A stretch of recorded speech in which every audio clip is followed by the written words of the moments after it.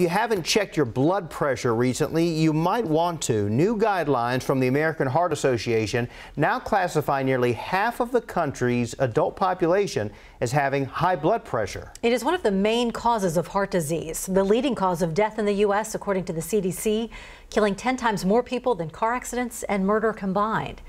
KVUE's Aaron Jones is here with what you need to know about these changes. Aaron? Well, Terry and Mike, instead of 140/90, high blood pressure is now defined as anything over 130/80. The condition is deemed the silent killer because there are oftentimes no symptoms or signs, but yet it contributes to the #1 cause of death in the U.S. That's why doctors say it's so important to monitor your heart.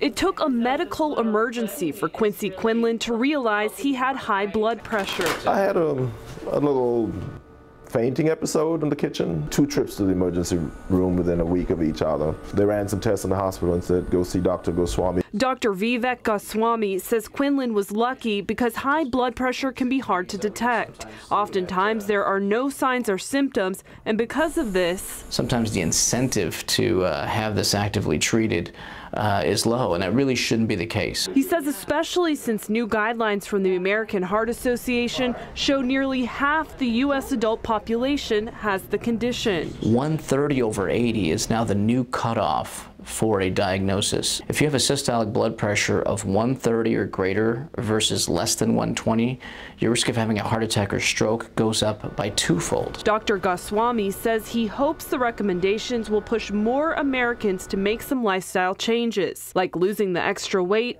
exercising 150 minutes a week, limiting salt to no more than 1,500 milligrams a day, watching the alcohol intake, and working to manage stress better. But what it doesn't necessarily do is increase the amount of people that need or will benefit from medications. For Quinlan, he recommended, watching the salt and not much effort required for great investment in your health. Aaron Jones, KVUE News.